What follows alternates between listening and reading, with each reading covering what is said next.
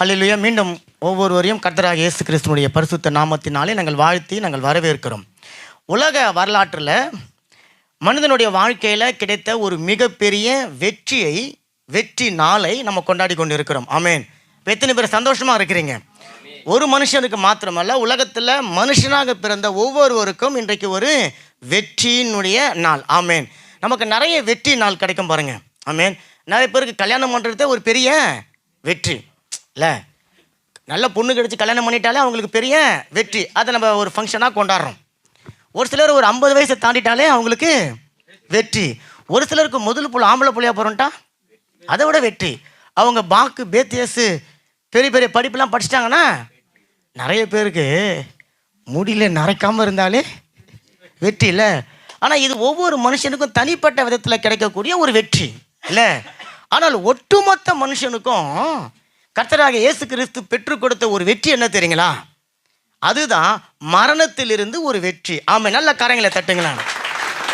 மரணத்திலிருந்து ஒரு மனுஷனை வெற்றி அடைய செய்யக்கூடிய அந்த வெற்றியை கர்த்தராகிய இயேசு கிறிஸ்து இன்றைக்கு நமக்காக அவர் செய்திருக்கிறார். ஆமென்.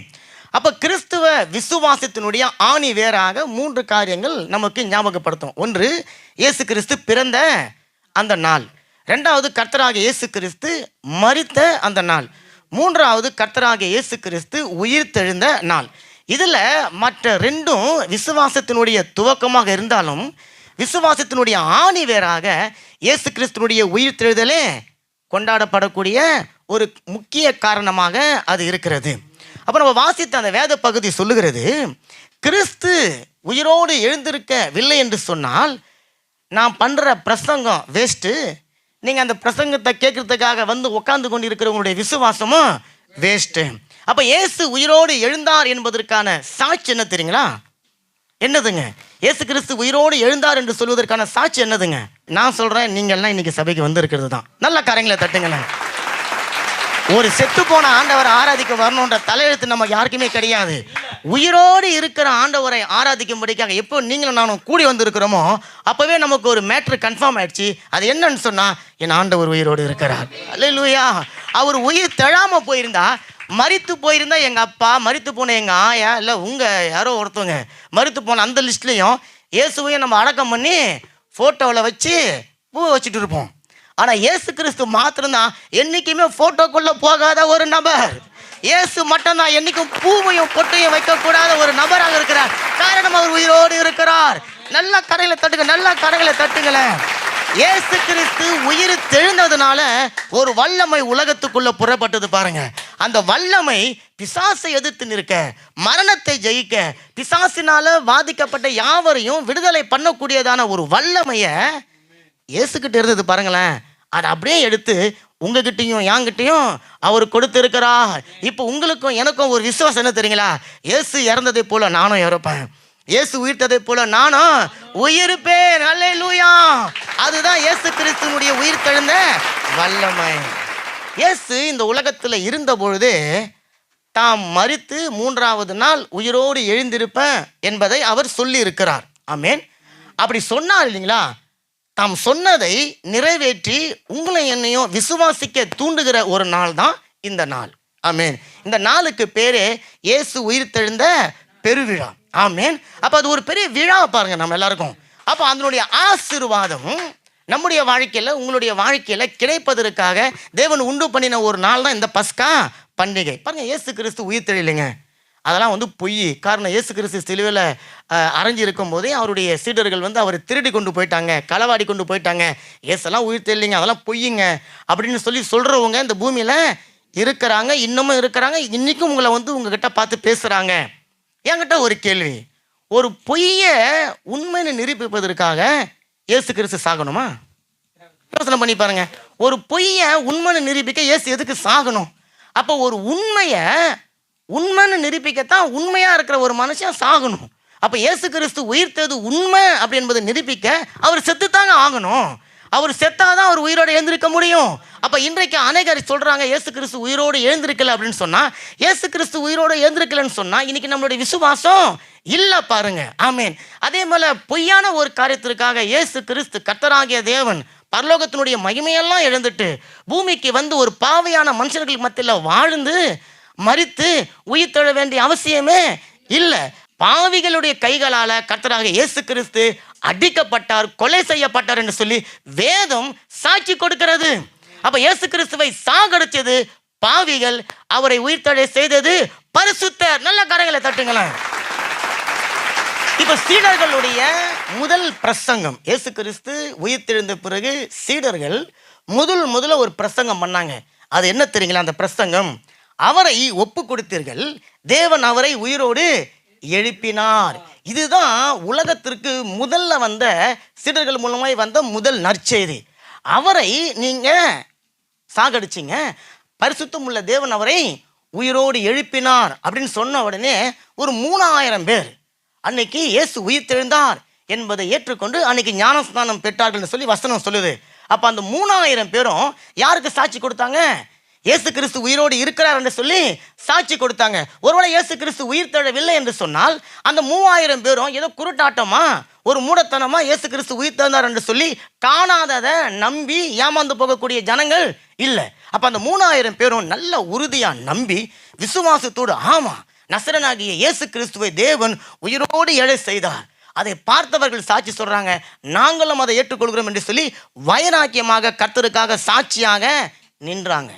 இயேசு கிறிஸ்துலாம் உயிர் தெழல, அவர் வந்து நீங்கள் களவாடின்னு போயிடுங்கன்னு சொல்லிட்டு சீடர்களை வந்து சும்மா உங்கள் வீட்டாடி எங்கள் வீட்டாடிலாம் அடிக்கல, வரவன் போகிறவங்களாம் வச்சு கட்டி வச்சு அடித்தானுங்க. ஏன் பொய்யா இருக்கிற ஒரு காரியத்துக்காக சீடர்கள் தன்னுடைய ஜீவனை கொடுக்கணும்? இல்லை, இயேசு கிறிஸ்து உண்மையாகவே அவங்க திருடி கொண்டு போயிருந்தா ரோமர்களுடைய அடிகளுக்கு பயந்து அவங்க உண்மையை சொல்லியிருப்பாங்கல்ல, நாங்கள் இயேசு திருடி கொண்டு போய் வச்சுன்னு சொல்லியிருப்பாங்கல்ல.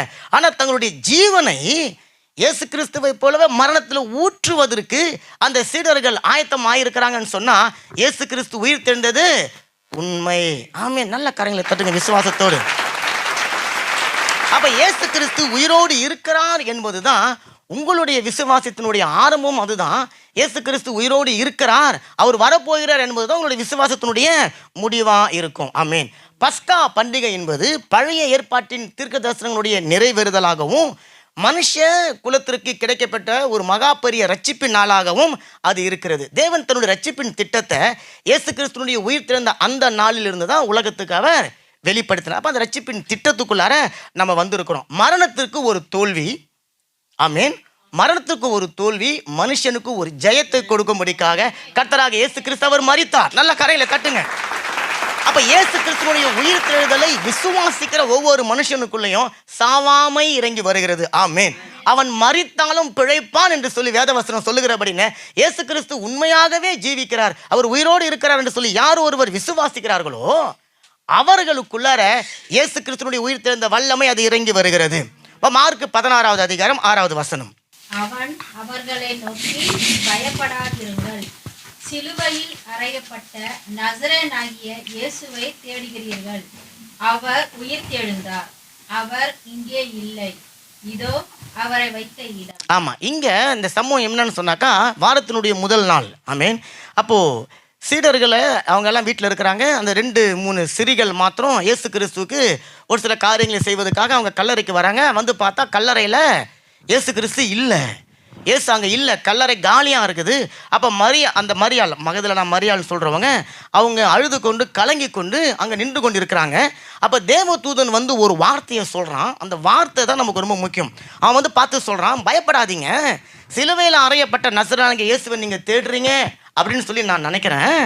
நீங்கள் தேடிக்கொண்டிருக்கிற இயேசு கிறிஸ்து உயிர் தெழுந்தார், அவர் இங்கே இல்லை அப்படின்னு சொல்லிட்டு அவர் இங்கே இல்லை என்கிறத உறுதிப்படுத்துவதற்காக அவர்களை சொல்கிறான், வாங்க இங்கே வந்து நீங்கள் பாருங்க, அவர் வச்ச இடம் இப்போ காலியாக இருக்குது, வீதாக இருக்குது, எம்டியாக இருக்குது அப்படின்னு சொல்கிறான். அப்படின்னு சொன்னால் இயேசு கிறிஸ்து உயிர் தெழுந்தார் என்பது வார்த்தையினால் சொல்லப்படக்கூடிய ஒரு சாட்சி அல்ல, அது கண்களால் பார்த்து உறுதிப்படுத்தப்பட்டு 100% இயேசு உயிர் தெழுந்தார் என்று சொல்லக்கூடிய ஒரு சாட்சியாக அது இருக்கிறது. நல்ல கரங்களை தட்டுங்களேன். இயேசு கிறிஸ்து உயிர் தெழுந்ததை உறுதிப்படுத்தி கொண்டால் முதலாம் மரியாள். அப்போ இன்றைக்கு உறுதிப்படுத்தாத அநேக பேர் தான் இயேசு கிறிஸ்து இன்னும் உயிர் தெழலை என்று சொல்லி கொண்டு இருக்கிறாங்க. இயேசு கிறிஸ்து பிறந்தது சரித்திர உண்மை. ஆமேன். எதை வச்சு சரித்திர உண்மை நம்ம சொல்கிறோம்? நம்மளுடைய கேலண்டரே கிபி கிமு, கிறிஸ்துவுக்கு முன் கிறிஸ்துவுக்கு பின். அப்போ இயேசுவுக்கு முன் இயேசுவுக்கு பின் உலக சரித்திரமே ரெண்டாக பிரிக்கப்பட்டது இல்லைங்களா? அது எவ்வளவு சரித்திர ரெக்கார்ட் பூர்வமான உண்மையோ அதே போல் இயேசு கிறிஸ்து மரித்து உயிர்த்தெழுந்தார் என்பதும் ஆதாரபூர்வமான அதிகாரப்பூர்வமான உண்மையாக அது இருக்கிறது. காரணம், உலக தோற்றம் முதற்கொண்டு மரித்த ஒவ்வொரு மனுஷனுடைய கல்லறையிலும் அவனுடைய எலும்பு கூட இருக்கும். ஆனால் மரித்த இயேசு கிறிஸ்துனுடைய கல்லறை மட்டும்தான் இன்னைக்கும் காலியாக இருக்கிறது. அந்த கல்லறையில் கர்த்தராக இயேசு கிறிஸ்து இல்லை. ஆமென். இன்னைக்கு இஸ்ரவேல் தேசத்துக்கு நீங்க போனீங்கன்னா அவருடைய கல்லறை திறந்து இருக்கும். நீங்க உள்ள போய் ஜாலியாக நீங்க வாக்கிங் கூட பண்ணிட்டு வரலாம். கர்த்தராக இயேசு கிறிஸ்து ஒரு உயிர் தெழுந்து இருக்கிறார். ஆமென். மத்தேயு 28:6 என்ன சொல்லுது பாருங்களேன். அவர் இங்கே இல்லை, தாம் சொன்னபடியே உயிர்த்தெழுந்தார், கர்த்தரை வைத்த இடத்தை வந்து பாருங்கள். இந்த வசனம் இன்னொன்று உறுதிப்படுத்துது. அவர் அங்கே இல்லைன்றது மட்டும் உண்மை கிடையாது. அவர் சொன்னதை சொன்னபடியே செய்து நிறைவேற்றி முடிக்கிற தேவன். அவர் சொன்னார், நான் மரித்து 3வது நாள் உயிரோடு எழுந்திருப்பேன்னு சொன்னார். தாம் சொன்னதை அவர் நிறைவேற்றி இருக்கிறார். அல்லேலூயா. பொய் சொல்ல தேவன் ஒரு மனுஷன் அல்ல, ஒரு மனமாற மனு புத்திரனும் அல்ல என்று வேதம் சொல்லுகிறது. தான் சொன்னதை அவர் செய்து நிறைவேற்றி முடிக்கக்கூடிய ஒரு தேவனாக இருக்கிறார். அப்போ இயேசு கிறிஸ்துனுடைய பிறப்பு, அவருடைய மரணம், அவருடைய உயிர்த்தெழுதல் ஒரு ஹிஸ்டாரிக்கலான ஒரு உண்மையாக இருக்கிறது. அது ஜனங்களால் அல்லது உலகத்தால் ஏற்றுக்கொள்ளக்கூடிய ஒரு சம்பவமாக அது இன்றைக்கும் இருக்கிறது. வேதம் மாத்திரம் அதுக்கு சாட்சி கிடையாது. உலகத்தில் நடக்கிற சகல சம்பவங்களும் அதுக்கு சாட்சியாக இருக்கிறது. மாத்திரமல்ல, இயேசு கிறிஸ்து தான் உலகத்தில் மரித்தவர்களில் முதல் பேராய் உயிர் தெழுந்தவர். ஆமென். அவர் தான் உயிர் தெழுந்தவர்களில் இப்படி தாம்பா உயிர் தெழணும் அப்படின்னு சொல்லி உலகத்துக்கு சொல்லி கொடுத்துருக்கிறார். ஆமென். ஒரு மனுஷன் மரித்த பிறகு எப்படி உயிர் தெழுவான்னு சொல்லி யாருக்குமே தெரியாது. ஆனால் இயேசு கிறிஸ்து சொல்கிறாரு, நீயும் ஒரு நாளுக்கு மரிக்க போகிற, மரித்து நீயும் என்னை போல தான் உயிர் தெழ போகிறாய் என்பதை முதல் நபராய், முதல் ஆளாய், முதல் கனியாய் வந்து உலகத்துக்கு வெளிப்படுத்தி இருக்கிறார். நல்ல காரியங்களை தட்டி சொல்லுங்களேன். இப்ப 28 மத்தேயு 28:2 ஒருத்தங்க வாசிக்கிறாங்க பாருங்க. மத்தேயு 28:2. ஓகே. அப்பொழுது பூமி படிங்க. அதன்படி கர்த்தருடைய தூதன் வானத்திலிருந்து இறங்கி வந்து வாசலில் இருந்த கல்லை புரட்டி தள்ளி அதன் மேல் உட்கார்ந்தான். பாருங்க, தேவ தூதன் கல்லறையில் இயேசுவை யாரும் தூக்கி கொண்டு போயிடக்கூடாது என்பதற்காக ஒரு பெரிய கல்லை போட்டு பூட்டி வச்சுருந்தாங்க. அந்த கல்லை ஒரு தூதன் என்ன பண்ணானா, வந்து தள்ளி கீழே போட்டுட்டு அந்த கல்லுக்கு மேலே அந்த தூதன் உட்கார்ந்து கொண்டிருந்தானா. அல்லேலூயா. அப்போ இது எதை குறிக்கிறதுன்னு சொன்னால், கல் முதல்ல உங்களுடைய வாழ்க்கையில் இருக்கிற தடை. கல் உங்களுடைய வாழ்க்கையில் இருக்கக்கூடிய நம்பிக்கைக்கு விரோதமாய் செயல்படக்கூடிய ஒரு காரியம். கல் உங்களுடைய வாழ்க்கையில் விசுவாசிக்க முடியாதபடிக்கு இருக்கிற ஒரு தடை. அப்போ அந்த தடையை முதல்ல தேவதூதன் தள்ளி அதன் மேலே வந்து உட்காருகிறான். இப்போ அந்த கல்லறை மூடி இருந்தால் மரியாளுக்கு என்ன நம்பிக்கை இருந்திருக்கும்? இயேசு கிறிஸ்து அந்த கல்லறைக்குள்ளார இருக்கிறார் என்ற ஒரு நம்பிக்கை இருந்திருக்கும். இப்போ அந்த கல் புரட்டப்பட்டு அதன் மேலே தேவதூதன் உட்கார்ந்து கொண்டு இருக்கிறான்னு சொன்னால் மரியாளுக்கு இப்போ வேற ஒரு நம்பிக்கை வந்திருக்கும். என்ன தெரியுங்களா? அவர் அங்கே இல்லை. ஆமீன். அப்போ அந்த கல்லை தள்ளிட்டு அதன் மேலே தூதன் உட்கார்ந்து கொண்டு இருக்கிறான். அப்போ இன்றைக்கு உங்களுடைய வாழ்க்கையில் என்ன கல் இருக்கிறது? உங்களுடைய வாழ்க்கையில் என்ன தடை இருக்குது? ஆண்டவரை ஏற்றுக்கொள்ள முடியாதபடிக்கு, ஆண்டவர் உயிர் தெழுந்ததை நம்ப முடியாதபடிக்கு, இயேசுவை தன்னுடைய சொந்த ரட்சிகராக ஏற்றுக்கொள்ள முடியாதபடிக்கு ஏதோ ஒரு கல் உங்கள் வாழ்க்கையில் இருக்குல்ல. இப்போ அந்த கல்லை தூதன் வந்து தள்ளுறாங்க. நீங்கள் காத்துன்னு இருக்காதீங்க. ஏன் தூதன் வந்து தள்ளுறாங்க காத்துருக்க கூடாதுன்னு சொன்னால், இயேசு கிறிஸ்து மரிக்கிறதுக்காக தூதன் காத்து கொண்டு இருந்தான், வந்து தள்ளிட்டான். இப்போ இயேசு கிறிஸ்து மரித்து உயிர் தெழுந்து பரலோகத்தில் போய் உங்களுக்காக எனக்காக பேசி கொண்டு இருக்கிறார். இப்போ உங்களுடைய கல்லை தூதன் வந்து தள்ள மாட்டான், மாற யார் தள்ளணுங்க? நீங்கள் தான் தள்ளணும். ஆமீன். ரெண்டாவது, அந்த கல் புரட்டப்பட்ட பொழுது வாசல் திறக்கப்பட்டது. அன்னைக்கு அநேகருடைய வாழ்க்கையில் ஆசீர்வாத வாசல் பூட்டப்பட்டு இருக்கு. அநேகருடைய வாழ்க்கையில் அற்புதத்துக்கான வாசல் பூட்டப்பட்டு இருக்கு. அநேகருடைய வாழ்க்கையில் ரட்சிப்புக்கான வாசல் பூட்டப்பட்டு இருக்குதுங்க. அநேகருடைய வாழ்க்கையில் தேவன் செய்ய நினைத்த திட்டங்கள் நிறைவேறாமல் இருக்கிறதுக்கான வாசல்கள் பூட்டப்பட்டு இருக்கு. அப்போ ஆண்டவர் சொல்றார், அந்த பூட்டப்பட்டு இருக்கிற வாசல் திறக்கப்பட்டு திறந்த வாசல் உங்களுக்கு வைக்கப்படணும்னு சொன்னால் அந்த கல் புரட்டப்படணும். அப்போ அந்த கல்லை புரட்டுவதற்கு மகனே மகளே சகோதரனே சகோதரியே, கர்த்தர் ஒரு தூதுவனை அனுப்புவார்னு காத்துன்னு இருக்காதீங்க. அவர் உங்களை எதிர்பார்க்கிறார். அநேகரை நீங்கள் ஆண்டவரை ஏற்றுக்கொள்ளுங்க. இல்லைங்க, ஆண்டவர் என்கிட்ட பேசினா தான் நான் ஏற்றுக்கொள்வேன். எப்படி உங்ககிட்ட பேசுவார்? மரியாளுக்கு கபிரியேல் தூதனை அனுப்புவார். ஒரு மரியாளுக்கு ஒரு தூதனை அனுப்பி அது காலம் முடிஞ்சு போச்சு. எத்தனை வருஷம் ஆயிடுச்சுங்க? மரியாதை தூதன் வந்து சந்திச்சு 2025 வருஷம் ஆயிடுச்சு. இன்னும் அதே டூப்ளிகேட் ஆண்டவர் செஞ்சு அனுப்பிச்சுன்னு இருக்க மாட்டாரு. உங்களுக்கு ஒரு ஆபிரகாம் அனுப்புவார், ஒரு ஜோசப் அனுப்புவார், ஒரு கலையை அனுப்புவார், ஒரு மெல்லியாவை அனுப்புவார். அவங்க தான் உங்களுக்கு யாருங்க? கபிரியேல் வான தூதன். அப்போ அவங்க சொல்லும் பொழுது அதை ஏற்றுக்கொள்ளுகிற மனுஷனுடைய வாழ்க்கையில் இயேசு கிறிஸ்து வந்து பிறப்பார். ஆமென். அவர் உங்களுடைய வாழ்க்கையில் மரிப்பார். அவரே மரித்து உங்களுடைய வாழ்க்கையில் உயிர் தழ செய்வார். அப்போ இயேசு பிறக்கிறது என்பது உங்களுடைய வாழ்க்கையில் ஆசீர்வாதங்களை பிறக்க செய்வது, அந்த ஆசீர்வாதங்களுக்கு தடையா இருக்கிற காரியங்களை மறிக்க செய்வது. இயேசு கிறிஸ்து உயிர் தெழுவது அந்த ஆசீர்வாதத்தை பெற்று நீங்கள் கம்பீரமாக எழும்பி மேலே வருவதற்கு தான். கரங்களை எல்லாம் தட்டுங்களேன். இப்போ அந்த கல்லு புரட்டப்பட்டாயிடுச்சு. அந்த கல்லு மேலே ஏன் தேவதூதர் வந்து உட்காரணும் அப்படின்னு சொன்னா, விரட்டப்பட்ட கல்லை மறுபடியும் எடுத்து யாரும் பூட்டிடக்கூடாது, அதுக்கு ஒரு முத்திரை போடணும். அதுதான் அந்த தூதன் வந்து கல்லு மேலே உட்கார்ந்தான். அப்போ உங்களுடைய ஆசீர்வாதம், என்னுடைய ஆசீர்வாதம், பிள்ளைகளுடைய ஆசீர்வாதம் திறக்கப்பட்ட ஒரு வாசல் போல. ஆமென். அது மீண்டும் பூட்டக்கூடாதபடிக்கு இருக்கணும்னு சொன்னா அந்த கல் புரட்டப்பட்டது மாத்திரமல்ல, அந்த கல் மேலே நீங்க ஒரு முத்திரையை போடணும். அந்த முத்திரை இன்னைக்கு எதை குறிக்கிறது அப்படின்னு சொன்னா, உயிர் தெழுந்த இயேசு கிறிஸ்துனுடைய வல்லமையை குறிக்கிறது. காரணம், அந்த கல்லு புரட்டப்பட்டது தூதன் வந்து உட்காருவதற்காக கிடையாது. கர்த்தராக இயேசு கிறிஸ்து வெளியே வந்து உலகத்துக்கு நற்செய்தியை அறிவிப்பதற்காக. நல்ல கரைகளை தட்டுங்களேன். இன்னைக்கு என்ன செய்தி கொடுக்கணும்னு சொல்லி யோசிக்கும் போது, இயேசு கிறிஸ்து கல்வாரி சிலுவையில் தொங்கி இருக்கும்போது சில வார்த்தைகளை பேசினார். எத்தனை வார்த்தை பேசினாருங்க? அப்போ இயேசு கிறிஸ்து சிலுவையில் தொங்கி இருக்கும்போது ஒரு 7 வார்த்தைகளை பேசினார். அதை தான் நம்ம நிறைய தியானிச்சிருக்கிறோம், கேட்டு இருக்கிறோம். இன்னைக்கு நான் யோசிக்கும் போது, இயேசு கிறிஸ்து உயிர்த்தெழுந்து வந்த பிறகும் அவர் பல வார்த்தைகளை பேசியிருக்கிறார். ஆமென். இப்போ யோவான் 20வது அதிகாரத்தை எடுத்து பார்க்கும்போது, யோவான் 20வது அதிகாரத்தின் அடிப்படையில் உயிர்த்தெழுந்த வந்த இயேசு கிறிஸ்து 7 வார்த்தைகளை பேசியிருக்கிறார். நல்ல கரங்களை தட்டுங்களேன். மாம்ச பிரகாரமா மனுஷனா அந்த பூமியில வாழ்ந்த இயேசு கிறிஸ்து கல்வாரியில தொங்கி கொண்டு இருக்கும் போது பேசின 7 வார்த்தைகளுக்கே வல்லமை இருக்கும், ஜீவன் இருக்குன்னு சொன்னா, உயிர் தெழுந்தவர்களில் முதல் பேரானவராகிய உயிர் தெழுந்த வல்லமையோடு வந்த இயேசு கிறிஸ்து பேசின வார்த்தைகளுக்கு எவ்வளவு வல்லமை இருக்கும்? இயேசு கிறிஸ்து மரித்து உயிரோடு எழுந்து வந்து பேசுறாரு, அந்த வார்த்தைக்கு எவ்வளோ வல்லமை இருக்கும் அப்படின்றத நான் யோசித்து பார்த்துட்டு அதை இன்னைக்கு நான் உங்களுக்கு செய்தியாக கொண்டு வந்திருக்கிறேன். எத்தனை பேருக்கு ஆசையா இருக்கிறீங்க? இயேசு உயிரோடு பாருங்க, இயேசு உயிர் தெழுந்ததே ஒரு அதிசயம் இல்லை? செத்து போன மனுஷன் எழுச்சி வந்து நின்றுக்கிறது ஒரு பெரிய அதிசயம். செத்து போனது ஒரு மனிதர், உயிர் தெழுந்தது தேவன். ஓகே, அப்போ அந்த தேவனாகிய இயேசு கிறிஸ்து உயிர் தெழுந்து வந்து பேசின அந்த வார்த்தைகளை இன்னைக்கு நம்ம தியானிக்க போகிறோம், வேகமாக தியானிக்க போகிறோம்.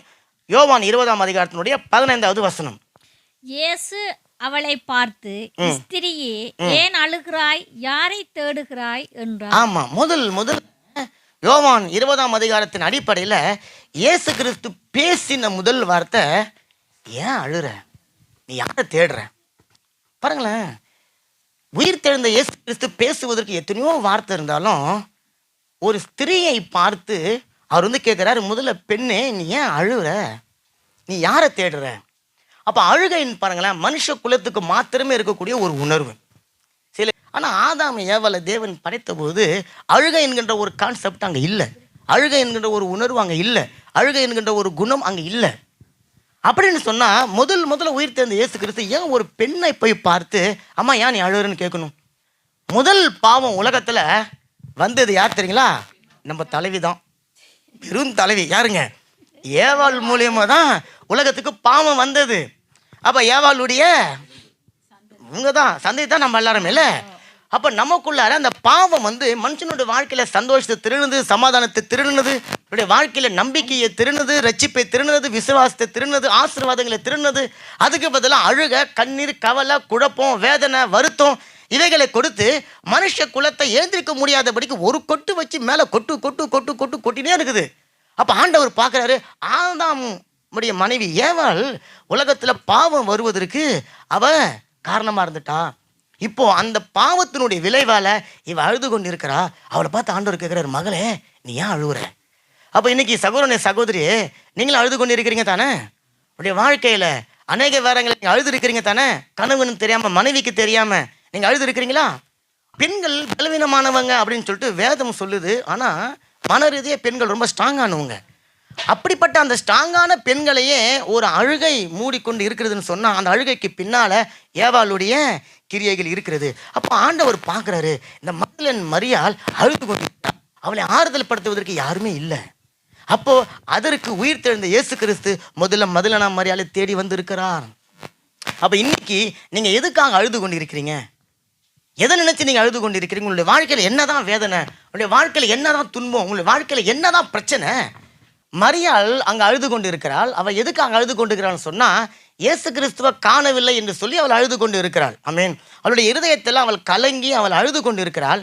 இயேசு அவளுடைய அழுகையை ஆனந்த களிப்பாய் மாற்றுவதற்காக அவளை வந்து கேட்கிறார், மகளே நீ எதற்காக நீ அழுது கொண்டு இருக்கிறாய்? அப்போ பாவம் உலகத்தில் ஒரு ஸ்திரீன் மூலமாக வந்தது. சாத்தான் ஏவாளை வஞ்சித்து உலகத்தில் பாவத்தை அவ கொண்டு வந்துட்டான். அந்த பாவத்தினுடைய விளைவு ஜனங்களுடைய வாழ்க்கையில அழுகை வந்துருச்சு, ஜனங்களுடைய வாழ்க்கையில வேதனை வந்து விட்டது. ஆமென். அப்போ அந்த பாவத்தினுடைய வல்லமையினால் ஒரு மனுஷனுடைய வாழ்க்கை அது வந்து சின்ன பின்னமாக்கப்பட்டு ஒரு வனாந்தரத்தை போல ஒரு பாலைவனத்தை போல அந்த வாழ்க்கை இருக்கிறது. அந்த பாவத்துக்கு ஒரு வல்லமை இருக்கிறது. அந்த பாவத்தின் வல்லமையை மேற்கொள்ளும்படிக்காக கர்த்தராகிய இயேசு கிறிஸ்து பாவத்தின் சாயலாக மாறி மரணத்தை ருசி பார்த்து மரணத்தில் இருந்து பாவத்தினுடைய வல்லமைகளை உடைத்து போட்டு அவர் உயிர் தெழுந்திருக்கிறார். நல்ல கரணத்தை தட்டுங்களேன். மரணத்தின் கட்டுகளை தன்னுடைய மரணத்தினால கர்த்தராகிய இயேசு கிறிஸ்து உடைத்து அவர் உயிர் தெழுந்தார். முதலாம் ஆதாம் மூலமாக உலகத்தில் பாவமும் பாவத்தினுடைய வல்லமையும் வந்தது. இரண்டாவது ஆதாம் மூலமாக பாவத்திலிருந்து விடுதலையும் பாவத்திலிருந்து மீட்பும் நமக்கு உண்டாகி இருக்கிறது. மரணம் வேதனைக்கு உரியது. நல்ல கரையில தட்டுங்க. மரணம் வேதனைக்கு உரியது. ஆனால் இயேசு கிறிஸ்துனால உண்டாகக்கூடிய ஜீவன் அது உயிர் தெழுதலுக்குரியது. ஆமென். அப்போ அந்த உயிர் தெழுதலால் உண்டாகக்கூடிய ஜீவனை நம்ம பெற்றுக்கொள்ளும்படிக்காகத்தான் இயேசு கிறிஸ்து வந்து சந்திக்கிறாரு. ஆனால் இந்த அம்மா அழுது நிற்கிறாங்க. அப்போ ஆண்டவர் கேட்குறாரு, நீ ஏன் அழுகுற? அழுகனுடைய வலி இயேசுவுக்கு தெரியும். ஏன்னா இயேசுவும் மாம்சத்தில் இருந்தபோது அழுது இருக்கிறார். அப்போ அழுகையினுடைய வேதனை அவருக்கு தெரியும். அதனால் சொல்கிறார், மகளே நீ ஏன் அழுகிற? நான் உயிரோடு இருக்கும் பொழுது நீ எதுக்காக நீ அழணும்? அப்போ இயேசு கிறிஸ்து வந்து அவருடைய பேரை சொல்லி கூப்பிட்றாரு. அதை நம்ம வாசித்தோம். அப்போ அவள் வந்து ஏதோ ஒரு தோட்டக்காரர் நின்றுருக்காரு அப்படின்னு சொல்லிட்டு அவள் நினைத்து கொண்டு இருக்கிறாள். இப்போ இயேசு கிறிஸ்து அவளை பார்த்து மரியாளேன்னு சொன்னவனே அவள் திரும்பி பார்க்கிறாள். ஆமென். அப்போ இது எதை குறிக்கிறதுன்னு சொன்னால், உங்கள் வாழ்க்கையை நீங்கள் திரும்பி பார்க்கணும். உங்கள் வாழ்க்கையில் நீங்கள் முன்னாடி நிறைய கோணல்களை போட்டு வச்சுருக்கிறீங்க. முன்னாடி இருக்க வேண்டிய இயேசு இப்போ உங்களுக்கு பின்னாடி வந்துட்டாரு.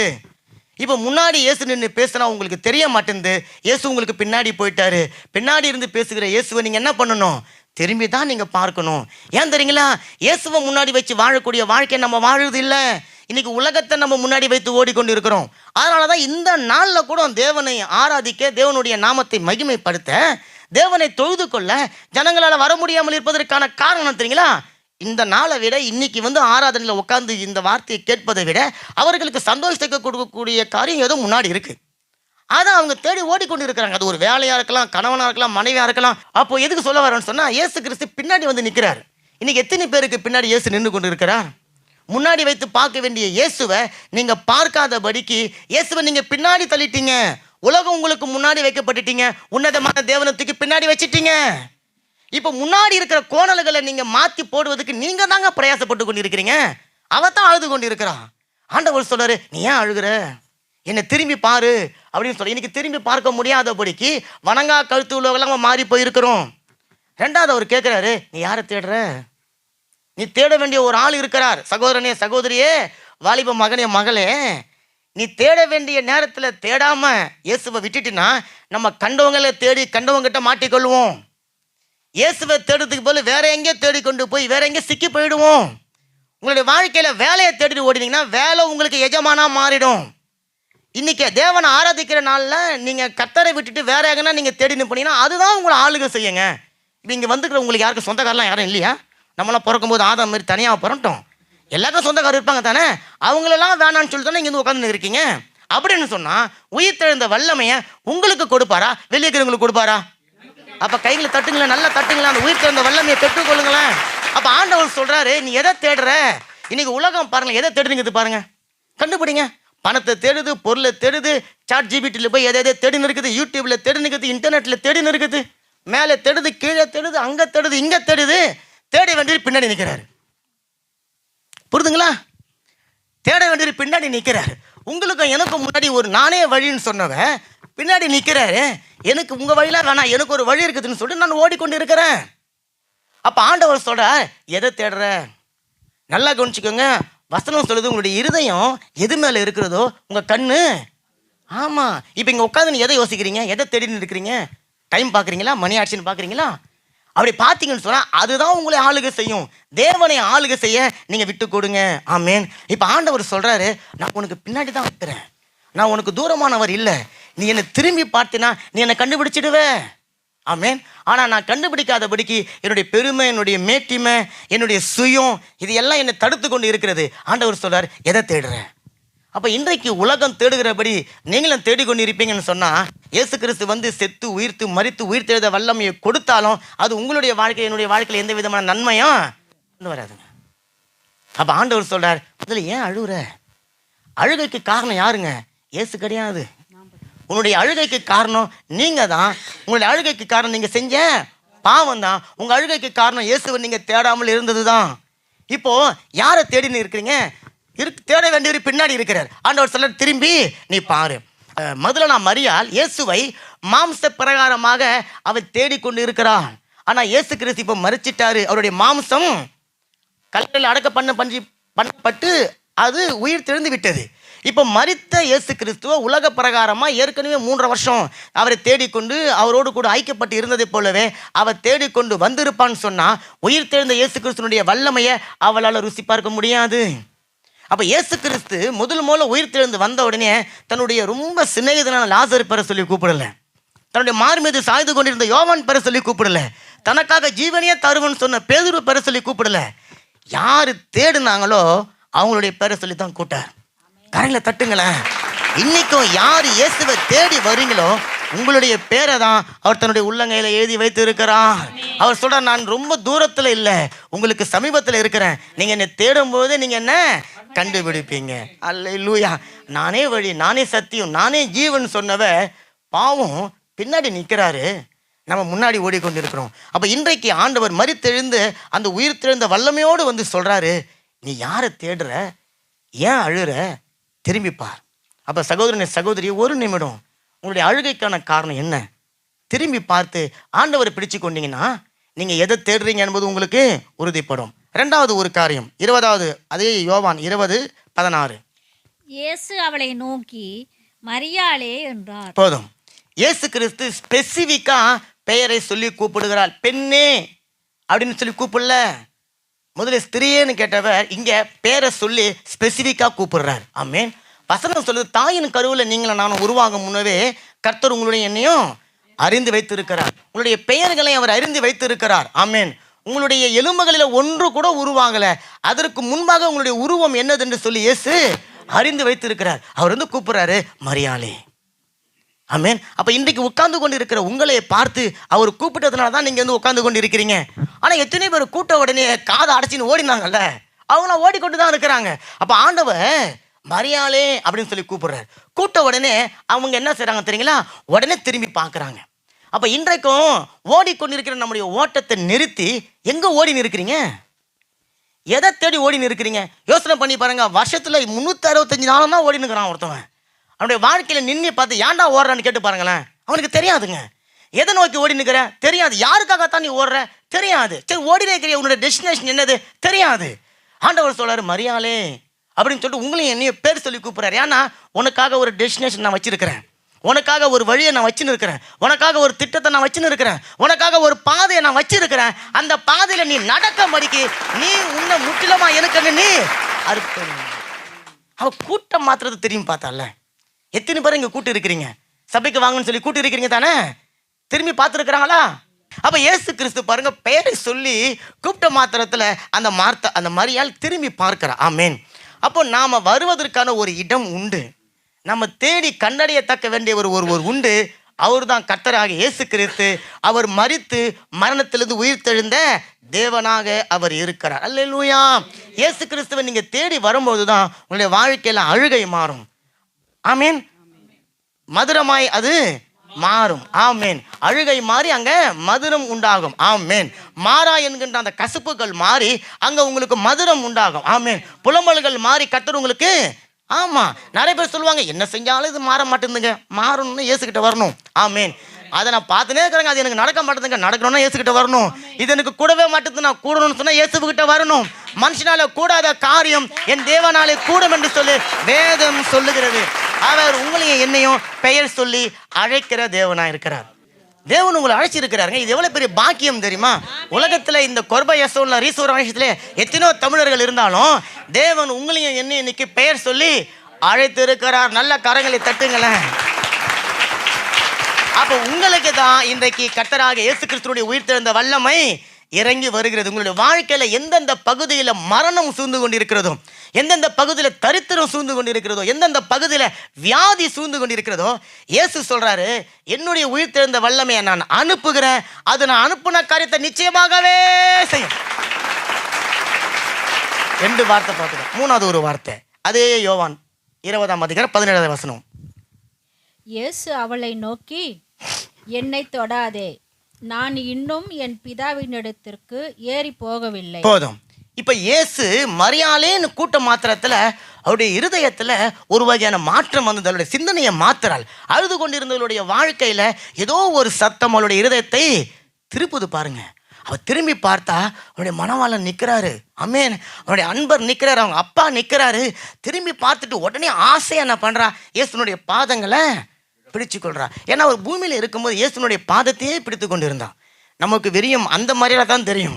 ஆனா இந்த முதலாம் மரியாளும் இயேசுவோடு கூடவே இருந்தான். அவருடைய பாத தண்டையிலே உட்காந்து கொண்டிருந்தான். அவருடைய பாதத்தை நறுமண தைலத்தினால அழகப்படுத்தினா பாருங்களேன்.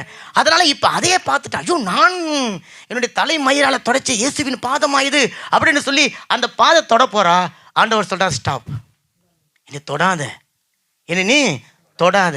நிறைய ஆவிக்குரிய அர்த்தங்கள் இருந்தாலும் ஏன் தொடாதன்னு சொன்னா, இயேசு கிறிஸ்து இப்போதான் உயிர்த்தெழுந்து வந்திருக்கிறார். இன்னும் அவர் பரலோகத்துக்கு ஏறி சென்று பிதாவாகிய தேவனிடத்துல தன்னுடைய ரட்சிப்பினுடைய திட்டத்தின் பூரணத்தை வெளிப்படுத்தாம இருக்கிறார்.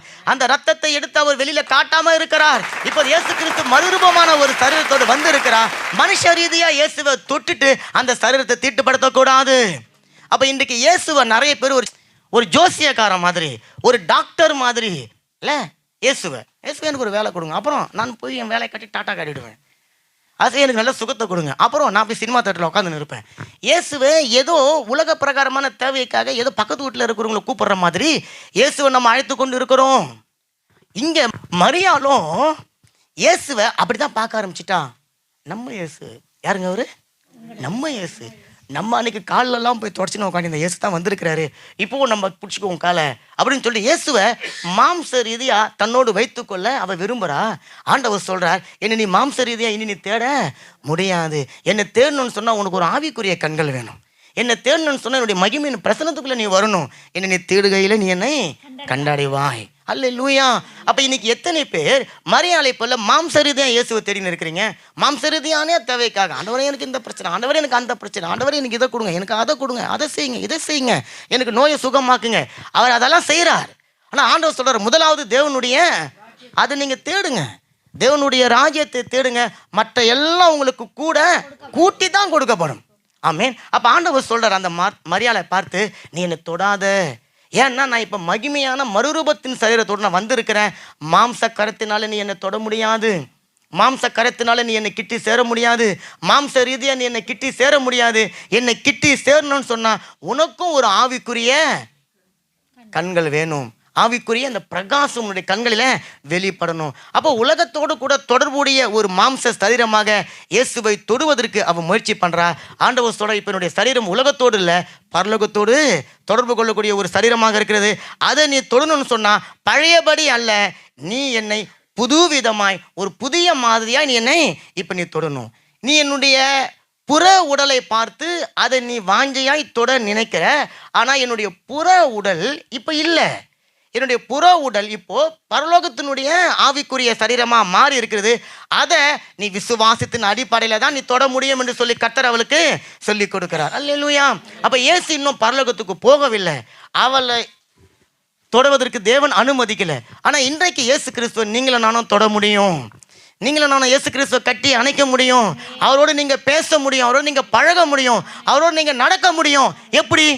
அது உங்களுடைய விசுவாசத்தினாலே. நல்ல காரியங்களை தட்டுங்களேன். அப்போ உலக பிரகாரமான ஒரு தேவைக்காக மட்டும் இயேசுவை தேடி தயவு செஞ்சு வராதீங்க. தேவனுடைய சித்தத்தை, திட்டத்தை, விருப்பத்தை நிறைவேற்ற தேடி வாங்க. 4வது காரியம் வேகமாக பார்ப்போம். அதே 20:19. வாரத்தின் முதல் நாள் ஆகிய அன்றைய தினம் சாயங்கால வேளையில் சிஷ்யர்கள் கூடியிருந்த இடத்தில் யூதர்களுக்கு பயத்தினால் கதவுகள் பூட்டியிருக்கையில் இயேசு வந்து நடுவே நின்று உங்களுக்கு சமாதானம் என்றார். ஆமா, பயந்து கொண்டிருக்கிறாங்க சீடர்கள். நேத்து பார்த்தோம். பயந்து கொண்டிருக்கிற சீடர்களை பார்த்து இயேசு கிறிஸ்து சொல்றாரு, உங்களுக்கு சமாதானம். ஆமென். அப்ப இன்றைக்கு சமாதானம் இல்லாமல் இருக்கிற உங்களை பார்த்து மரித்து உயிர் தெழுந்த இயேசு கிறிஸ்து தன்னுடைய வல்லமையோடு கூட வந்து சொல்றார், உங்களுக்கு சமாதானம். ஆமென் சொல்லுங்களேன். அப்ப இந்த நாள் ஆராதனைக்கு வந்த உங்களுடைய வாழ்க்கையில தேவன் தன்னுடைய சமாதானத்தை அவர் கொடுக்கிறவராக இருக்கிறார். இயேசு இல்ல, அதனால என்னுடைய வாழ்க்கை என்ன ஆகுமோ என்று சொல்லி பயந்து கொண்டிருந்த அந்த சீடர்களை பலப்படுத்துவதற்கு தன்னுடைய உயிர்த்தெழுந்த வல்லமையில் இருக்கிற ஜீவனை சமாதானமாக அவர் கொடுக்க வந்து இருக்கிற கதவுகளை எல்லாம் அவங்க மூடிட்டாங்க. ஆனா இயேசு கிறிஸ்து அந்த கதவுகளை எல்லாம் திறந்து அவர்களுக்கு முன்பாக வந்து நிற்கிறார். அப்ப இன்றைக்கு உங்களை நீங்க பூட்டி வைத்துக் கொண்டிருக்கிற காரியம் என்னது? இயேசு உங்களை வந்து சந்திக்க முடியாதபடிக்கு உங்களை நீங்க அடைத்துக் கொண்டிருக்கிற காரியம் என்னது? அந்த காரியத்தையும் என் தேவன் உடைத்து உங்களை சந்திக்க அவர் வல்லமை உள்ளவராக இருக்கிறார். அதற்கு நீங்கள் இடம் கொடுக்கணும். அவர் உங்களுடைய வாழ்க்கையில வருவதற்கு, உங்க குடும்பத்துல வருவதற்கு, உங்களுடைய பிரச்சனைகளின் மத்தியில் அவர் வருவதற்கு நீங்க அவருக்கு இடம் கொடுக்கணும். ஆமென். நானே வழின்னு சொன்னவர் அவரை ஏதாவது அடைச்சு வைக்க முடியுமா? மாம்ச ரீதியாக அவர் இருக்கும்போது அவரை அடைச்சு வைப்பதற்கு பல காரணங்கள் உண்டு. ஆனால் இப்ப மறுரூப சரீரத்தோடு இருக்கும்போது அவரை அடைத்து வைக்க யாராலும் முடியாது. மரணமே அவரை தடுக்க முடியலன்னு சொல்லும் போது மர கதவு என்னங்க செய்ய போது? அவரை கரையில தட்டுங்களேன். உங்களுடைய வாழ்க்கையில, என்னுடைய வாழ்க்கையில இருக்கிற தடைகளை உடைத்து உங்களை என்னைய மீட்டு தன்னுடைய உயிர்த்தெழுந்த வல்லமையை காண்பிக்கும்படிக்காக இயேசு இன்றைக்கு உங்களுடைய வாழ்க்கையில வந்து இருக்கிறார். பாதாளத்தினால கட்டப்பட முடியாத கர்த்தராகிய இயேசுவை வேற என்ன கட்டும்? உங்க பிரச்சனை கட்டுமா? உங்களுடைய போராட்டம் கட்டுமா? உங்களுடைய வேதனைகளை கட்டுமா? இல்ல, ஒன்றும் அவரை கட்ட முடியாது. அவைகளை எல்லாவற்றையும் உடைத்து போட்டு உங்களுடைய வாழ்க்கையில சமாதானத்தை கொடுக்க அவர் வருகிறார். என்ன சமாதானம்? நம்ம எல்லாருக்கும் தெரியும். உலகம் கொடுக்கிற சமாதானத்தை இயேசு கொடுக்கணும்னு சொன்னா எனக்கு இயேசு வேணாம். ஏன்னா உலக சமாதானத்தை எனக்கு நிறைய காரியம் கொடுக்குது. ஒரு பாட்டிலை திறந்துட்டா எனக்கு சமாதானம் வந்துடும்ல, அப்படிதானுங்களே? ஒரு டிவியை திறந்துட்டா எனக்கு சமாதானம் வந்துடும். அதையே எனக்கு இயேசு கொடுக்குறது எதுக்குங்க? எனக்கு இயேசு தேவையில்லை. அப்போ அந்த டிவியும் அந்த பாட்டிலும் கொடுக்காத ஒரு சமாதானத்தை எனக்கு கொடுக்கறதுக்கு தான் இயேசு வேணும். நல்ல கரையில் தட்டுங்க. கரையில் தட்டுவது உங்களுடைய விசுவாசத்தின் வெளிப்பாடு. அப்போ அதையே சந்தோஷத்தை கொடுக்குறது எனக்கு இயேசு வேணாம். ஆனால் வசனம் சொல்லுது, இந்த உலகம் கொடுக்காததும் உலகம் உங்களை விட்டு எடுக்காததுமான சமாதானம் அது என்னுடைய சமாதானம். ஆமென். அப்ப இயேசு அவருக்குள்ள இருந்த ஒரு சமாதானத்தை உங்களுக்கு கொடுக்கிறார். அந்த சமாதானம் உங்களுடைய இருதயம் கலங்காமலும் பயப்படாமலும் இருக்கும்படிக்கு செய்து அந்த உயிர்த்தெழுந்த வல்லமையை நீங்க பெற்றுக்கொள்ளும்படிக்காக உதவி செய்கிறது. அல்லேலூயா. நீங்க நம்பி இருக்கிற எந்த ஒரு மனுஷனோ, உங்களுடைய வேலையோ, நீங்க சம்பாதிக்கிற பணமோ, கணவனோ மனைவியோ பிள்ளைகளோ கொடுக்க முடியாத ஒரு சமாதானத்தையும் சந்தோஷத்தையும் இயேசு கிட்ட வந்தா மட்டும்தான் கிடைக்கும். அது அவரால் மட்டும்தான் கொடுக்க முடியும். நல்ல கரங்களை தட்டுங்களேன். 5வது ஒரு வார்த்தை, அது 20:21. இயேசு மறுபடியும் அவர்களை நோக்கி உங்களுக்கு சமாதானம் உண்டாவதாக, பிதா என்னை அனுப்பினது போல நானும் உங்களை அனுப்புகிறேன் என்று சொல்லி. இயேசு சொல்றாரு, மரியாளை பார்த்து இதே வசனத்துல 20:17 சொல்றாரு, நீ என்னுடைய சகோதரிகளிடத்துல போய் சொல்லு. அப்ப ஆண்டவர் மரியாளையும் போ அப்படின்னு சொல்றாரு, சீடர்களையும் போன்னு சொல்றாரு. இன்னைக்கு உயிர் தெழுந்த இயேசு கிறிஸ்து வந்து நின்று சொல்றாரு, நீங்களும் போங்க. எங்க போகணும்? ஆமா, அவர் சொல்றாரு, நான் உயிர் தெழுந்ததை நீ இப்போ என்னுடைய சகோதரர்கிட்ட அறிவின்னு சொல்றாரு. அப்ப இன்னைக்கு நீங்க வந்து இருக்கிறீங்க, நம்ம வந்து இருக்கிறோம். இயேசு கிறிஸ்துடைய உயிர் தெழுதலுடைய வல்லமையை நம்ம அறிந்து வந்து இருக்கிறோம். நாம மட்டும் பெற்றுக்கொண்டு சுயநலவாதியா இல்லாம இந்த அனுபவத்தை மற்றவர்களுக்கு போய் சொல்லணும், சுவிசேஷத்தை நீங்க அறிவிக்கணும் என்று சொல்லி ஆண்டவர் சொல்றார். அப்ப இன்றைக்கு மற்றவர்களுக்கு இயேசுவை அறிவிக்க நீங்க தயங்கும் போது உங்களை மேன்மைப்படுத்த இயேசுவும் தயங்குவார். இயேசுவனுடைய நாமத்தை நீங்க மற்ற இடத்துல சொல்லுவதற்கு கூச்சப்படுறீங்க அப்படின்னு சொன்னா உங்களை குறித்து இயேசு கூச்சப்படுவார். ஆமென். வசனம் சொல்லுது, என்னை மகிமைப்படுத்துகிறவர்களை நான் மகிமைப்படுத்துவேன். என்னுடைய பேரை நீ சொல்ல தயங்கினா நானும் தூதர்களுக்கு முன்னாடி உன்னுடைய பேரை சொல்ல தயங்குவேன் ஆண்டவர் சொல்றார். அப்ப இயேசு உயிர் தெழுந்தார் என்கின்ற சத்தியத்தை ஜனங்களுக்கு சொல்லும்படிக்காக இயேசு கிறிஸ்து இன்னைக்கு உங்களையும் என்னையும் போகும்படிக்கு சொல்கிறார். அப்போ உயிர் தெழுந்த அந்த இயேசு கிறிஸ்துனுடைய வார்த்தையில வல்லமை இருக்கிறது.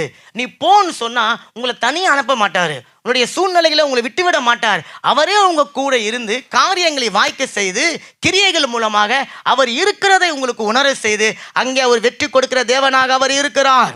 அப்ப சுவிசேஷத்தினுடைய மேன்மை, இயேசு கிறிஸ்து உயிர் தெழுந்தார் என்பதை அறிவிக்கக்கூடிய அந்த வல்லமை இன்றைக்கு அவருடைய உயிர் தெழுந்த வல்லமையோடு கூட சேர்ந்து உங்களையும் என்னையும் நிரப்புகிறது. இந்த சுவிசேஷத்தினுடைய வல்லமையை ரொம்ப ருசி பார்த்த ஒரு மனுஷன் வேதத்தில் இருக்கிறான். அவன் எடுத்து வாசிப்போம். 1 கொரிந்தியர் 9:16.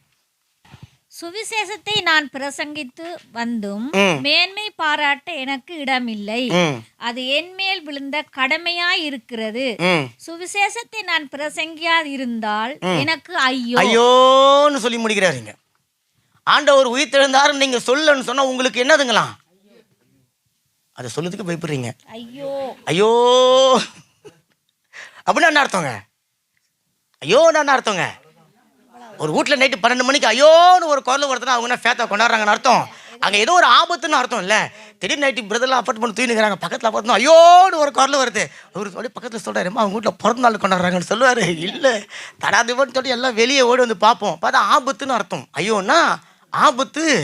ஆண்டவர் சொல்கிறார் சுவிசேஷத்தை, பவுல் சொல்கிறார் சுவிசேஷத்தில் நான் அறிவிக்கலன்னு சொன்னால், இயேசு உயிர் தெழுந்தார் என்ற ரகசியத்தை நான் போய் ஜனங்ககிட்ட சொல்லுன்னு சொன்னால் எனக்கு ஆபத்து, எனக்கு பிரச்சனை, எனக்கு வேதனை, எனக்கு கண்ணீர், எனக்கு வருத்தம். அப்போ இன்னைக்கு இயேசு கிறிஸ்து உயிர் தெழுந்தாருன்னு நீங்கள் அறிஞ்சிட்டீங்க. ஆனால் அறியாதவங்க நிறைய பேர் வெளியே இருக்கிறாங்களே, அவங்களுக்கு அதை நீங்கள் அறிவிக்கணும். அதற்காக அப்போஸ்தலர் பவுல் மூலமாக ஆண்டவர் சொல்கிறாரு, அது உங்களுக்கு எனக்கும் விழுந்திருக்கிற ஒரு வேலை, ஒரு கடமை, அது பெரிய வேலைன்னு சொல்லி வேதம் சொல்லுது. அப்போ சுவிசேஷத்தை அறிவிக்க நீங்களும் நானும் போ அப்படின்னு சொல்லி ஆண்டவர் சொல்கிறார். 6வது வார்த்தை 22, அதே யோவான் 20:22, அவர்கள் மேல் ஊதி பரிசுத்த ஆவியை பெற்றுக்கொள்ளுங்கள் அப்படின்னு ஆண்டவர் சொல்கிறார். அப்போ இன்றைக்கு உங்களையும் என்னையும் ஆண்டவர் பார்த்து சொல்கிறாரு, பெற்றுக்கொள்ளுங்க. என்னதுங்களா? பெற்றுக்கொள்ளுங்க. ஆமென் சொல்லுங்க, பெற்றுக்கொள்ளுங்க. அப்போ எதுக்காக இன்னைக்கு ஆராதனைக்கு வந்திருக்கிறீங்க? பெற்றுக்கொள்ளுங்க. உங்களுக்கு என்ன வேணும்? பெற்றுக்கொள்ளுங்க. உங்களுக்கு எது வேணுங்க? பெற்றுக்கொள்ளுங்க. உங்களுக்கு என்ன வேணும்? உங்களுக்கு என்ன வேணும்? ஆமென் சொல்லுங்க. ஆண்டவர்கிட்ட கேளுங்க, ஆண்டவர் எனக்கு இது வேணும் சொல்லுங்க. அப்பா உனக்கு என்ன வேணும்? ஆமா ஜாய், சந்தோஷம். ஆமென், பெற்றுக்கொள்ளுங்க. ஆமென். அப்ப ஆண்டவர் சொல்றார் பெற்றுக்கொள். ஆண்டவர் பெற்றுக்கொள்னு சொல்லிட்டா உங்களுக்கு கிடைக்காம இருக்குமா? பெற்றுக்கொள்னு சொல்லிட்டா நீங்க போய் தேட போறீங்களா? இல்ல, அவர் கொண்டாந்து கையில கொடுத்து பிடிப்பான்றாரு. நீ கையை அப்படி வாங்கிக்க வேண்டியது, கடைகளை தட்டுங்களேன். அப்ப ஆண்டவர் சொல்றாரு, என்னுடைய உயிர் திறந்த வல்லமையை பார்க்க வந்திருக்கிறீங்களே, நான் உங்களை வெறுங்கையை அனுப்ப மாட்டேன். உங்களுடைய வெறுங்கையை நான் அனுப்ப மாட்டேன். எவ்வளோ வேலைகள் மத்தியில் நீங்கள் என்னை தேடி வந்திருக்கிறீங்க, என்னுடைய உயிர் தெழுந்த வல்லமையை தேடி வந்திருக்கிறீங்க. நிறைய பேர் கதவை பூட்டின்னு பயந்துன்னு இருக்கிறோம். ஆனால் நீ மட்டும் காலையிலேயே எழுந்து பிரியாணி எல்லாம் செஞ்சு, ஆமேன், அதையெல்லாம் எடுத்துக்கொண்டு தட்டில் கொண்டு வந்து வச்சு, கோழிலாம் வறுத்து, ஆமேன், எடுத்துக்கொண்டு அந்த வச்சு நீ என்னை பார்க்க நீ வந்திருக்கிறிய, நீ எடுத்துன்னு வந்திய, நான் உன்னை சும்மா அனுப்புவானா அப்படின்னு ஆண்டவர் சொல்கிறாரு. அப்போ நீ வெறுங்கையா போக மாட்டே. கடைகளை தட்டுங்க, கடைகளை தட்டுங்க. உங்களுடைய தேவை, உங்களுடைய ஆசீர்வாதம், உங்களுடைய நன்மையை ஆண்டவர் சொல்றாரு பெற்றுக்கொள். சந்தோஷம் இல்லையா? ஆண்டவர் சொல்லுங்க, ஆண்டவர் எனக்கு சந்தோஷத்தை கொடுங்க. சமாதானம் இல்லையா? ஆண்டவருடைய மகளுக்கு திருமணம் நடக்கணும், மகனுக்கு திருமணம் நடக்கணும், வேலை, எனக்கு குழந்தை, ஆண்டவர் இந்த நாட்டில் தங்குவதற்கு எனக்கு பேப்பர் காரியம், விசா காரியம், பெர்மி காரியம், பாஸ் பண்ண பேத்தியஸ்ல பாஸ் பண்ணி மாஸ்டர் படிக்க போகணும். இடத்த கொடுங்க, வேலையை கொடுங்க, காசை கொடுங்க, பணத்தை கொடுங்க, நகையை கொடுங்க. ஆண்டவர் சொல்றாரு பெற்றுக்கொள், பெற்றுக்கொள், பெற்றுக்கொள் சொல்றாரு. பெற்றுக்கொண்டீங்களா? எத்தனை பேர் பெற்றுக்கொண்டீங்க? அப்ப ஆண்டவருக்கு கொடுங்க. ஆமென். இப்ப வேதம் சொல்லுது எதை நீங்க பெற்றுக்கொள்ளணும். கொலோசையர் 3ஆம் அதிகாரம் 1வது வசனம். எதை நீங்க பெற்றுக்கொள்ளணும்? வேதம் சொல்லுகிறது, நீங்கள் கிறிஸ்துவுடனே கூட எழுந்தது உண்டானால் கிறிஸ்து தேவனுடைய வலது பாரசத்தில் வீட்டிற்கும் இடத்தில் உள்ள மேலானவைகளை தேடுங்கள். இப்ப தேடுங்கள் எடுத்துருங்க. மேலானவைகளை நீங்க பெற்றுக்கொள்ளுங்க. மேலானதை நீங்க வாங்கி கொள்ளுங்க. கடைகளை தட்டுங்க. ரட்சிப்பு யாருக்கு வேணும்? ஆண்டவர் கொடுக்கிறார். பாவ மன்னிப்பு யாருக்கு வேணும்? ஆண்டவர் கொடுக்கிறார். வேற என்னங்க வேணும் உங்களுக்கு? ஆமென். ஆண்டவர் சொல்ற, நான் கூட்டி கொடுக்குறேன் உங்களுக்கு எல்லாத்தையும். நீ ஒண்ணு கடை நான் உனக்கு, ஆமா, அமைக்கி குளிக்க அப்படி கீழே உழம் பாருங்க. அல்லேலூயா.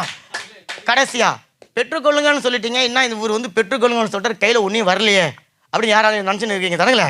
இப்ப அடுத்த வசனம் வருது பாருங்க, 20:29 பாருங்க. யோவானில் 20லே இருங்க, வேற வசனம் போக மாட்டேன் இன்னைக்கு. யோவான் 20:29. அதற்கு இயேசு, ம் தோமாவே, ம் நீர் என்னை கண்டதினாலே ம் விசுவாசித்தாய். சரி, விசுவாசிக்கிறவர்கள் பாக்கியவான் ஆமா, என்றார். வசனம் சொல்லுது. அதற்கு இயேசு, தோமாவே, நீ என்னை கண்டதினாலே விசுவாசிக்கிறாய். இப்போ எத்தனை பேர் கரத்தை நீட்டி நீங்க உங்க கையில ஏதாவது வந்துச்சா? பெற்றுக்கொள்ளுங்கன்னு சொன்னோன்னு எல்லாம் ஆமே நாமேன்னு சொன்னீங்கல்ல, கருத்துல பாருங்க ஏதாவது இருக்குதா? அப்ப ஆண்டவர் சொல்ல, நீ கண்டதுனால விசுவாசிக்கிற, நீ என்னை காணாமல் விசுவாசிச்சா நீ பாக்கியவானா இருப்ப. இப்ப ஆண்டவர் உனக்கு கொடுத்துட்டாருப்பா, அது எனக்கு கிடைக்கும்னு சொல்லி நீ விசுவாசத்தோடு உறுதியா நின்னு சொன்னா அது உனக்கு உறுதியாய் கிடைக்கும். அதை விட்டு சொன்ன மாத்திரம் நீ கையை பார்த்தா ரேகை தான் கண்ணுக்கு தெரியும். வேற ஏதாவது தெரியும் நினைக்கிறீங்க? இல்லை, ரேகை தான் தெரியும். இல்லைன்னா கொஞ்சம் கிட்ட வச்சு பார்த்தீங்கன்னா என்ன வாசனை அடிக்கும்போது மிளகாத்தூள் வாசனை அடிக்கும். ஏன்னா பிரியாணி செஞ்சுருப்பாங்க, கோழிலாம் செஞ்சுருப்பீங்க, இல்லை கத்திரிக்காயெல்லாம் செஞ்சுருக்கிறாங்க. அப்போ கையில் மோந்து பார்த்தானே என்ன கத்திரிக்காய் வாசனை அடிக்கிறது, நான் திரும்ப புளியவே எனக்கு திரும்ப கொடுக்குறீங்களேன்னு கேட்கக்கூடாது. அப்போ ஆண்டவர் சொல்ற, நீ காண்றதை வச்சு பார்க்காத, நீ காணாததை விசுவாசத்தை நீ பாக்கியவானா இருப்ப. அப்போ உங்களுடைய வாழ்க்கையில், என்னுடைய வாழ்க்கையில் அநேக ஆசீர்வாதங்கள் உங்கள் கண்ணுக்கு தெரியாதபடிக்கு ஆண்டவர் உங்கள் வீட்டில் தாங்க வச்சிருக்கிறார். ஆமீன். அதை ஆக்டிவேட் பண்ணணுங்க. அதை நீங்கள் ஜஸ்ட் நீங்கள் இது பண்ணணும், என்ன சொல்லுவோம், ஆக்டிவேட் பண்ணணும் இல்லை? அப்போ ஆண்டவர் சொல்றார், அந்த ஆசீர்வாதம் நீங்கள் பெற்றுக்கொள்ளுங்க. இப்போது நான் பார்க்குறேன், அதனால் நான் உன்னை விசுவாசிக்கிறேன். இதுக்கு விசுவாசம் தேவையில்லை. ஆனால் நான் நம்புகிறேன், அதனால் நான் அதை விசுவாசிக்கிறேன். இதை தான் ஆண்டவர் எதிர்பார்க்குறார். தோமா கையிலையும் காலிலையும் விளாவிலையும் நான் கையை விட்டு பார்த்தாதான் இயேசுவே நீங்கள் உயிர் தெழுவீங்க அப்படின்னு சொல்லிட்டு நம்புவீங்கன்னு சொன்னோன்னே ஆண்டவர் சொல்கிறார், நீ என்னை பார்க்கறதுனால நம்புற, ஆனால் என்னை பார்க்காம இருக்கிறவங்க பேறு பெற்றவங்க. அப்போ அந்த பேறு பெற்ற ஒரு ஆள் பேரை சொல்லுங்களேன். ஆண்டவர் காணாமல் விசுவாசித்த ஒரே ஒரு ஆள் பேரை சொல்லுங்களேன். என்னங்க உங்க பேரை சொல்லுவீங்கன்னு பார்த்தா எப்படியா இருக்கிற ஆபிரகாம் சொல்லுங்க. ஆண்டவர் இல்லைன்னு விசுவாசிக்கிற லுசியம் பிரதர்னு சொல்லுங்களேன், ரவின்னு சொல்லுங்களேன், லிலியான்னு சொல்லுங்களேன், அபேல்னு சொல்லுங்களேன், அவங்க தசாந்தாள்னு சொல்லுங்களேன்பா. நீங்க தானே ஆண்டவர் இல்லைன்னு சொல்லி நம்பி இருக்கிறீங்க. ஆபிரகாம் ஏன் பார்க்கணும்? ஆபிரகாம்லாம் வேணாம், அவர் எனக்கு வேணாம், அவர் எங்க தாத்தா.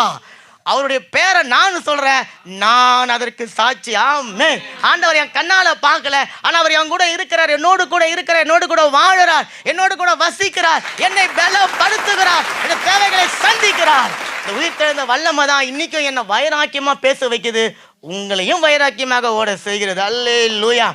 ஆண்டவர் சொன்னார்ல, என்னை கண்டு விசுவாசிக்கிறவனை விட காணாமல் விசுவாசிக்கிறவன் பேறு பெற்றவன். நம்ம நினைச்சுக்கிறோம் தோமாவுக்கு சொல்லியிருக்கிறான்னு நினைச்சுக்கிறோம். இப்போ யாரை சொல்லியிருக்கான்னு நினைக்கிறீங்க? பக்கத்தில் பாருங்க, பக்கத்தில் பாருங்க, பக்கத்தில் பார்த்து சொல்லுங்க, அப்பா நீ பார்த்தா மட்டும் நம்பாதப்பா, நீ பார்க்காம இருக்கும் போது நீ நம்பணும். பக்கத்தில் பார்த்து சொல்லுங்க, சொல்லுங்க, நீ பார்த்து நம்பாத, அதெல்லாம் மறைஞ்சிடும், பார்க்காம நம்பணும். ஆமேன், ஆமேன். இல்லை, அப்போ ஆண்டவர் சொல்றார், நீ உன்னை பார்க்காம இருக்கும்போது நீ நம்புனன்னு சொன்னா நீ பாக்கியவான். அல்லேலூயா. நல்ல கரைகளை தட்டி ஏந்திரிச்சு நில்லுங்களா, ஏந்திரிச்சு நில்லுங்க, ஏந்திரிச்சு நில்லுங்க. அப்போ ஆண்டவர் சொல்றார், என்னை பார்த்து விசுவாசிக்கிறவனை விட என்னை பார்க்காமல் விசுவாசிக்கிற ஒரு மனுஷன் அவன் பேறு பெற்றவனா இருப்பான். தாம் சொன்னபடியே இயேசு உயிர்த்தெழுந்தார் என்று சொல்லி நாங்கள் விசுவாசித்து மரணத்தினுடைய அதிபதியாகிய சாத்தானை தன்னுடைய மரணத்தினாலே ஜெயம் எடுத்த இயேசு கிறிஸ்துவை நாங்கள் பாடிக்கொண்டிருக்கிறோம். அல்லேலூயா. நன்றி ஆண்டவரே. சொன்னபடி உயிர்த்தெழுந்தார், இயேசு சொன்னபடி ஜெயித்தெழுந்தார், தாம் சொன்னபடி உயிர்த்தெழுந்தார், இயேசு சொன்னபடி ஜெயித்தெழுந்தார். வாக்குத்தத்தம் தந்தவர் அதை நிறைவேற்றி முடித்து விட்டார். வாக்குத்தத்தம் தந்தவர் அதை நிறைவேற்றி முடித்து விட்டார். உயிர்த்தெழுந்தார், இயேசு உயிர்த்தெழுந்தார், மரணத்தில் இருந்து ஜெயித்தெழுந்தார். உயிர்த்தெழுந்தார், இயேசு உயிர்த்தெழுந்தார், மரணத்தில் இருந்து ஜெயித்தெழுந்தார். தாம் சொன்னபடி உயிர்த்தெழுந்தார், இயேசு சொன்னபடி ஜெயித்தெழுந்தார். தாம் சொன்னபடி உயிர்த்தெழுந்தார், இயேசு சொன்னபடி ஜெயித்தெழுந்தார்.